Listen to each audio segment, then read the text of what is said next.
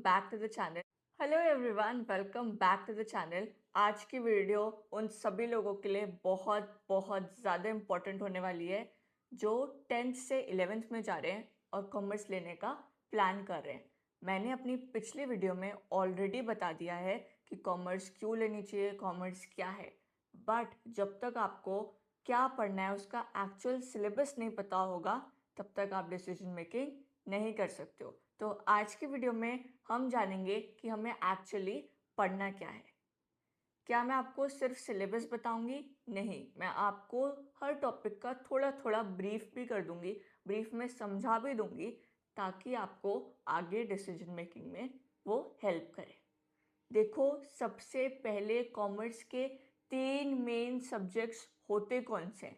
सबसे पहला अकाउंटेंसी, दूसरा इकोनॉमिक्स और तीसरा बिजनेस स्टडीज़। हम एक एक करके सभी के सिलेबस को जानेंगे और समझेंगे। सबसे पहले हम आते हैं अपने अकाउंट्स के सिलेबस में। देखो, पूरा ही 100 मार्क्स का पेपर होगा जिसमें थ्योरी 80 मार्क्स की होगी और आपका प्रोजेक्ट 20 मार्क्स का होगा। अकाउंट्स का सिलेबस जानने से पहले क्या हमें ये पता होना चाहिए कि वो है क्या। देखो, होता क्या है कि एक बड़ा बिजनेसमैन जो होता है ना, उसके दिन भर में बहुत सारे ट्रांजैक्शंस होते रहते हैं। ट्रांजैक्शन मतलब लेन देन। तो क्या उन सभी ट्रांजैक्शन को वो याद रखेगा? नहीं, कि आज मैंने ये खरीदा था, आज मैंने वो बेचा था, आज मेरा यहाँ से पैसा आया था, आज मैंने वहाँ पैसा दिया था। नहीं, वो याद नहीं रख सकता। तो वो क्या करेगा? उन सबको रिकॉर्ड करेगा। तो accounting is recording of transaction. क्या रिकॉर्ड करके सारा काम हो जाएगा? नहीं। उसके बाद रिकॉर्ड करने के बाद वो क्या करेगा? उन सभी ट्रांजैक्शन को समराइज करेगा, एक जगह इकट्ठा करेगा। तो accounting is summarising of transaction. क्या समरी निकाल के भी काम बन जाएगा? समरी हम निकाल क्यों रहे हैं? ताकि हम प्रॉफिट एंड लॉस डिटरमाइन कर पाए, ताकि हम ये जान पाए कि जितने भी हमने ट्रांजैक्शन करे हैं उससे हमें मुनाफा हुआ है या घाटा हुआ है। तो accounting is analysing of transactions. क्या हम प्रॉफिट एंड लॉस निकाल के भी हमारा काम हो जाएगा? नहीं। उसके बाद हम ये निकालेंगे कि क्या हमारी कंपनी आगे ग्रो कर सकती है। अगर उसके पास प्रॉफिट है तो वो कर सकती है, या फिर हमारी कंपनी का दिवालिया निकल चुका है। दिवालिया कब निकलेगा? जब वो लॉस में चले जाएगी। तो accounting is reporting of financial transaction. तो अगर हम पूरे ही मीनिंग को समराइज करें तो accounting is recording of transaction, it is summarizing of transaction, it is analyzing of transaction, and it is reporting of financial transaction of a business। पूरा ही syllabus 3 part में डिवाइडेड है। पार्ट सी पूरा project work है, and then part A and part B. हम नीचे scroll करके समझते हैं कि हमने पढ़ना क्या क्या है। सबसे पहले तो हम अकाउंटिंग जानेंगे, उसका कॉन्सेप्ट, उसका मीनिंग, सोर्सेज ऑफ इंफॉर्मेशन, कहाँ कहाँ से हम अकाउंटिंग की इंफॉर्मेशन निकाल सकते हैं। देन ऑब्जेक्टिव्स पढ़ेंगे, एडवांटेजेस पढ़ेंगे, लिमिटेशन पढ़ेंगे, टाइप्स पढ़ेंगे, उसका रोल पढ़ेंगे, उसके कैरेक्टरिस्टिक्स पढ़ेंगे।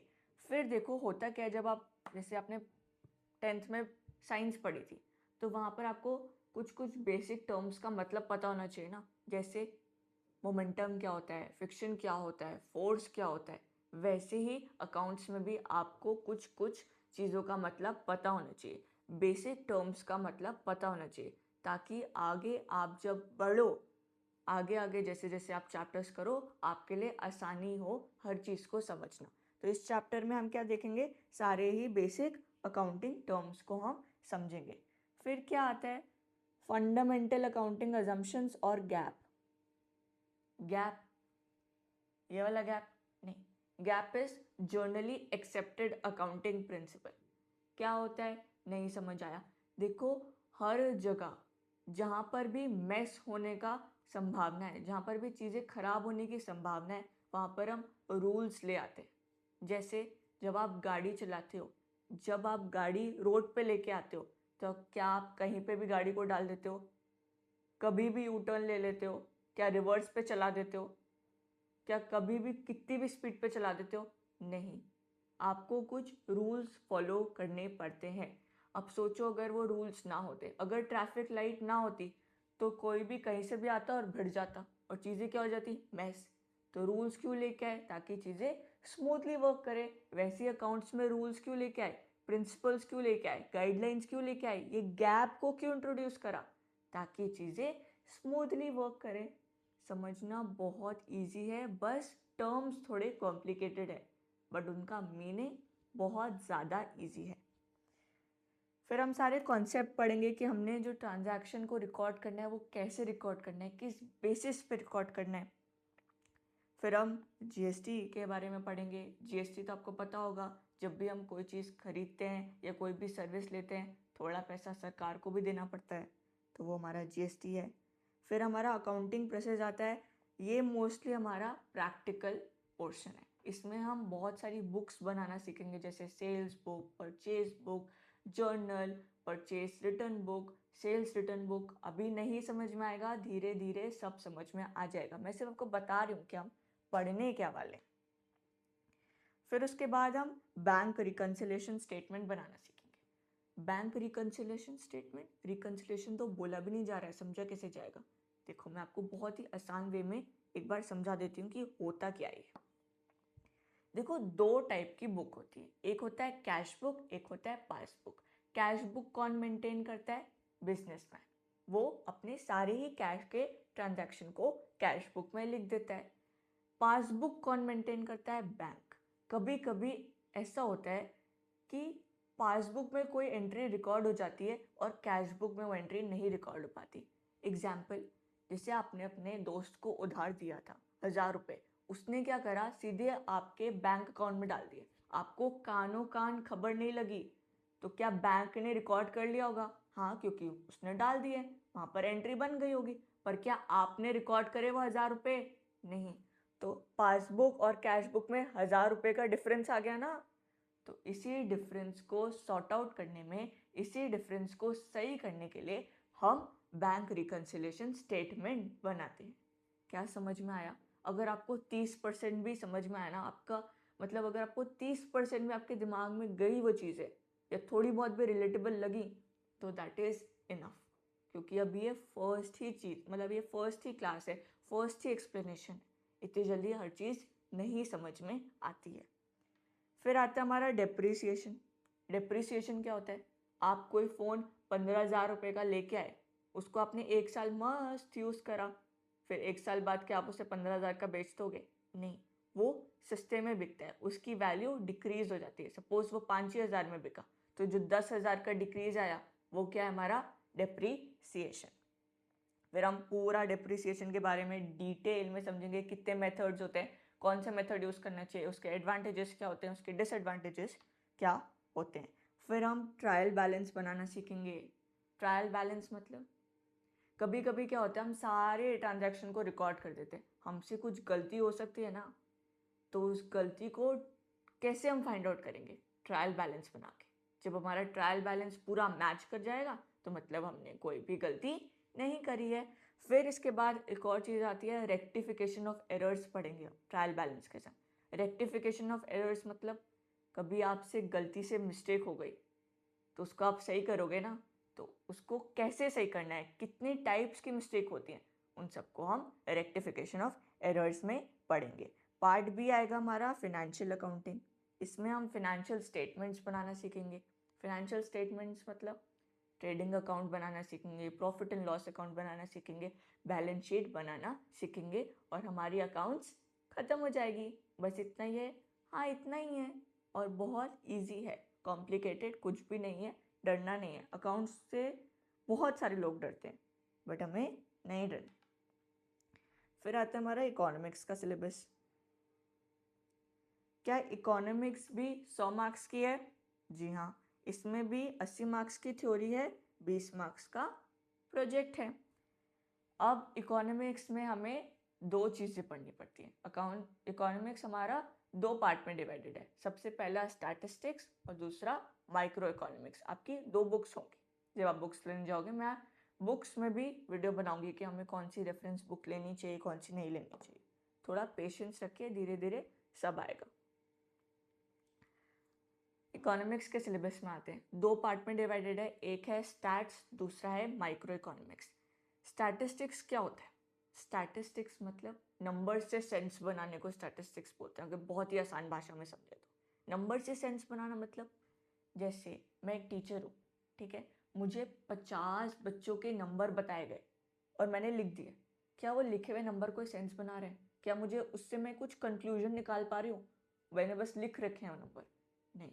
अब मैं इन्हीं नंबर को एक टेबल में लिख दूँ, उनका एवरेज निकाल दूँ, तो क्या अब मैं कुछ कंक्लूजन निकाल पा रही हूँ? क्या अब मेरे से कोई पूछेगा कि मैम आपकी क्लास में कितने बच्चे पास हुए, कितने बच्चे बिलो एवरेज हैं, कितने बच्चे एवरेज हैं, कितने बच्चे अबव एवरेज हैं, तो क्या मैं अब उनको बता पाऊंगी?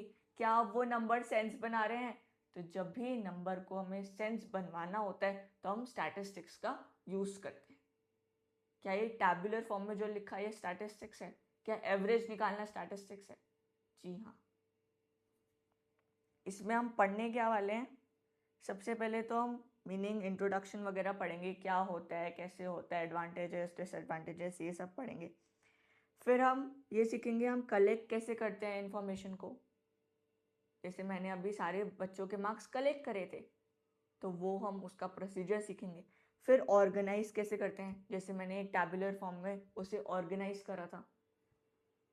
फिर हम उसको प्रेजेंट कैसे करते हैं, आपने ग्राफ्स देखे होंगे, 10th में ग्राफ्स बनाए भी होंगे, तो हम ही जो वो टैबुलर फॉर्म में हमें जो ऑर्गेनाइज करा है उसको हम प्रेजेंट करना सीखेंगे, ठीक है।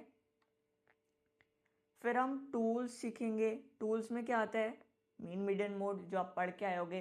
कोरिलेशन मतलब दो चीज़ों के बीच में रिलेशन निकालेंगे।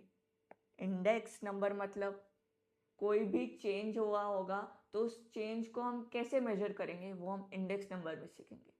चेंज मतलब, जैसे 2020 में कोई चॉकलेट 100 रुपए की मिलती थी, अब 2026 में वो 150 रुपए की मिल रही है। क्या चेंज आया? 50 रुपए का। क्या हम उसे मेजर कर सकते हैं कि हाँ 2020 से 2026 तक उस चॉकलेट में 50% प्राइस का इंक्रीज हुआ है? यही हम इंडेक्स नंबर में पढ़ेंगे। फिर आता है हमारा माइक्रो इकोनॉमिक्स। देखो, स्टैट्स भी 40 नंबर की है और माइक्रो इकोनॉमिक्स भी 40 नंबर की है, दोनों को इक्वल इज्जत देनी है। माइक्रो इकोनॉमिक्स में क्या पढ़ने वाले हैं? सबसे पहले तो इकोनॉमिक्स क्या होता है। माइक्रो तो तब पढ़ेंगे जब इकोनॉमिक्स का मतलब पता होगा। इकोनॉमिक्स पढ़ते क्यों हैं? देखो, होता क्या है कि हमारे पूरे वर्ल्ड में, पूरी दुनिया में क्या अनलिमिटेड रिसोर्सेज हैं? क्या अनलिमिटेड पैसा है? क्या अनलिमिटेड पीने वाला पानी है? क्या अनलिमिटेड गोल्ड है? क्या अनलिमिटेड सिल्वर है? नहीं। पर क्या हमारी वांट्स अनलिमिटेड हैं? क्या हमें और चाहिए, और चाहिए, और चाहिए? क्या हमारी जो वांट्स हैं वो कभी सेटिस्फाई होती हैं? नहीं। हमारी वांट्स क्या है? अनलिमिटेड है। पर हमारा जो रिसोर्सेज है, जो दुनिया में रिसोर्सेज हैं, वो क्या है? लिमिटेड है। तो हम इकोनॉमिक्स में क्या सीखते हैं कि हम कैसे लिमिटेड रिसोर्सेज से अपनी अनलिमिटेड वांट्स को पूरा करेंगे। माइक्रो इकोनॉमिक्स क्या होता है? माइक्रो इकोनॉमिक्स इज छोटे स्केल में इकोनॉमिक्स को पढ़ना। 12th में जाके हम मैक्रो इकोनॉमिक्स पढ़ेंगे। मैक्रो इकोनॉमिक्स इज बड़े स्केल में इकोनॉमिक्स को पढ़ना। इसमें हम क्या क्या पढ़ेंगे? सबसे पहले तो इंट्रोडक्शन आएगा, वही माइक्रो इकोनॉमिक्स क्या होता है, मैक्रो इकोनॉमिक्स क्या होता है, इकोनॉमी क्या होती है, प्रॉब्लम्स क्या होती है इकोनॉमी का। फिर हम कंज्यूमर इक्विलिब्रियम और डिमांड पढ़ेंगे। कंज्यूमर इक्विलिब्रियम मतलब किस पॉइंट पे जाके कंज्यूमर मैक्सिमम सेटिस्फाइड होता है, ये हम कंज्यूमर इक्विलिब्रियम में पढ़ेंगे। डिमांड क्या होता है? डिमांड इज मांग, मांग नहीं, मांग, विलिंगनेस टू बाय। अभी आप बता सकते हो किस चीज़ की डिमांड सबसे ज़्यादा है? एलपीजी सिलेंडर की है ना। सब चाहते हैं कि हमारे घर में जितने ज़्यादा हो सके उतने एलपीजी सिलेंडर हो। तो हम डिमांड वगैरह पढ़ेंगे, मार्केट डिमांड पढ़ेंगे कि कैसे डिमांड को कैसे डिटरमाइन करना है, वो पढ़ेंगे, डिटर्मिनेंट्स ऑफ डिमांड। उसका हम स्केड्यूल बनाना सीखेंगे, उसका कर्व बनाना सीखेंगे, उसका स्लोप बनाना सीखेंगे, कैसे मूवमेंट होता है डिमांड में वो बनाना सीखेंगे। फिर आता है हमारा नेक्स्ट यूनिट सप्लाई, कि प्रोड्यूसर का बिहेवियर। हम तो कंज्यूमर थे, पर जो प्रोड्यूस कर रहे हैं चीज़ें, जो प्रोडक्शन प्रोसेस कर रहे हैं, उसका क्या बिहेवियर होगा, वो कब सप्लाई करेगा। फिर हम प्राइस डिटर्मिनेशन सीखेंगे कि कैसे मार्केट में किसी भी चीज़ का प्राइस डिटरमाइन किया जाता है। क्या ऐसे करते करते हमारी इकोनॉमिक्स भी ख़त्म हो जाएगी?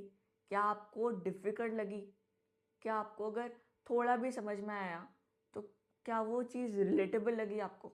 थोड़ी भी चीज़ें अगर अभी भी थोड़ी भी चीज़ें रिलेटेबल लग रही है ना, तो वो इजी है। ये सब कुछ इजी है, सिर्फ कॉम्प्लिकेटेड टर्म्स में उसको बना दिया गया, but her cheese easy PG है। फिर हम आते हैं अपने लास्ट सब्जेक्ट में, दैट इज़ हमारा बिजनेस। ये अक्सर इजी सब्जेक्ट कंसिडर करा जाता है क्योंकि पूरा ही थ्योरी बेस होता है, पर इसको भी क्या इक्वल इज्जत देनी है क्योंकि ये भी 100 नंबर का आने वाला है, जिसमें थ्योरी हमारी 80 नंबर की है और प्रोजेक्ट वर्क हमारा 20 नंबर का है। प्रोजेक्ट के मार्क्स आपके टीचर के हाथ में। ये भी 2 पार्ट में डिवाइडेड है, part A and part B. Part A में हम बेसिक पढ़ेंगे बिजनेस के बारे में, पार्ट बी में हम थोड़ा स्टॉक मार्केट रिलेटेड चीज़ें पढ़ने लग जाएंगे। क्या क्या पढ़ेंगे वो समझ लेते हैं। सबसे पहले तो होता क्या है बिजनेस, ट्रेड क्या होता है, प्रोफेशन क्या होता है, उसकी हिस्ट्री में जाएंगे और वो सब समझेंगे। बिजनेस का मीनिंग समझेंगे, उसके कैरेक्टरिस्टिक्स समझेंगे, बिजनेस प्रोफेशन और एम्प्लॉयमेंट में डिफरेंस क्या होता है उसका कॉन्सेप्ट वगैरह समझेंगे। फिर हम क्लासिफिकेशन वगैरह देखेंगे, रिस्क के बारे में समझेंगे। फिर अलग अलग टाइप के बिजनेस ऑर्गेनाइजेशन क्या होते हैं उनके बारे में सीखेंगे। बिजनेस ऑर्गेनाइजेशन मतलब कभी कभी हम देखते हैं कोई चीज़ें, मतलब कुछ कुछ लोग अपनी कंपनी बनाते हैं, कुछ कुछ अपनी पार्टनरशिप फर्म बना देते हैं, कुछ कुछ लोग अकेले ही सोल प्रोप्राइटर की तरह काम करते हैं। तो हम वो देखेंगे फॉर्म्स ऑफ बिजनेस में। कंपनी के बारे में पूरा देखेंगे, फॉर्मेशन कैसे होते हैं कंपनी का वो जानेंगे। हम कैसे चॉइस करेंगे, हम कैसे चूज़ करेंगे कि हमें कौन सा बिजनेस ऑर्गेनाइजेशन में जाना चाहिए, क्या क्या कंप्लायंस करने होते हैं किसी भी बिजनेस ऑर्गेनाइजेशन में जाने के लिए, वो सब देखेंगे। Private, public and global enterprises के बारे में समझेंगे कि वो क्या होते हैं, उनके किस किस का क्या क्या फ़ायदा है, किस किस का क्या क्या डिसएडवांटेजेस हैं, वो देखेंगे। फिर हम बिजनेस सर्विसेज जैसे बैंकिंग की सर्विसेज के बारे में पढ़ेंगे, इंश्योरेंस की सर्विसेज के बारे में पढ़ेंगे इस चैप्टर में। फिर इमर्जिंग मोड्स ऑफ बिजनेस जैसे ई बिजनेस आ रहा है, तो ई बिजनेस कैसे डिफरेंट है ट्रेडिशनल बिजनेस से, वो हम सीखेंगे। सोशल रिस्पॉन्सिबिलिटी पढ़ेंगे, क्या कोई भी कंपनी जो प्रॉफिट कमा रही है, जो हमारे देश में खड़ी हुई है, क्या उसकी हमारी टुवर्ड्स कोई सोशल रिस्पॉन्सिबिलिटी है कि नहीं, उसको हम सोशल रिस्पॉन्सिबिलिटी वाले चैप्टर में पढ़ेंगे। फिर हमारा पार्ट बी आ जाएगा, इसमें हम स्टॉक मार्केट रिलेटेड चीज़ें पढ़ेंगे, जैसे इक्विटी शेयर्स क्या होता है, प्रेफरेंस शेयर्स क्या होता है, ये सब हम सीखेंगे। फिर हम बोरोइंग्स में भी जाएंगे कि कैसे कैसे बोरोइंग्स करते हैं, डिबेंचर्स कैसे इशू करते हैं, ये सब हम इस चैप्टर में सीखेंगे। फिर हम स्मॉल बिजनेस एंड एंटरप्राइजेस, जैसे आपने सुना होगा एमएसएमई होता है, उन सब के बारे में हम इस चैप्टर में सीखेंगे। फिर हम इंटरनल ट्रेड में आएंगे। इंटरनल ट्रेड क्या होता है, जैसे होलसेल का बिजनेस कोई करता है तो वो कैसे करता है, रिटेल का बिजनेस कोई करता है तो वो कैसे करता है, होलसेल ट्रेड कैसे होती है, रिटेलर ट्रेड कैसे होती है, ये सब हम इस चैप्टर में समझेंगे। और फिर हमारा लास्ट चैप्टर आ जाएगा, दैट इज़ इंटरनेशनल ट्रेड। इसमें हम एक्सपोर्ट के बारे में सीखेंगे, इंपोर्ट के बारे में सीखेंगे, और ऐसे ही सीखते सीखते बढ़ते बढ़ते हमारी बिजनेस भी ख़त्म हो जाएगी। हमारे तीनों ही चैप्टर्स कंप्लीट हो गए।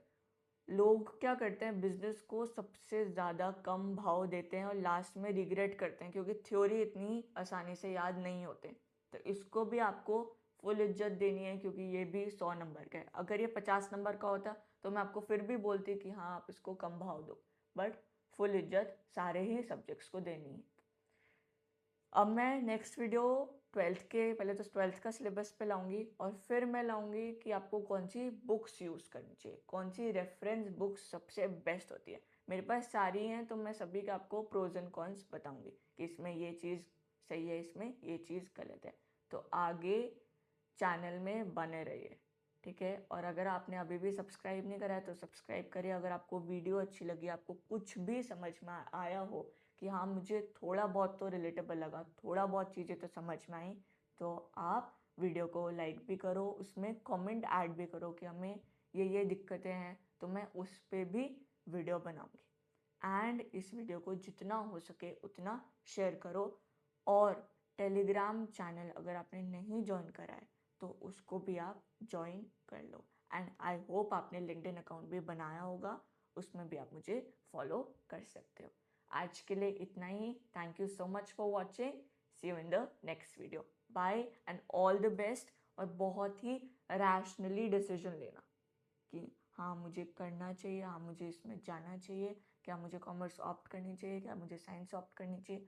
बहुत ही सोच समझ के डिसीजन लेना, रश में डिसीजन मत ले लेना, क्योंकि बाद में बहुत ज़्यादा रिग्रेट होता है।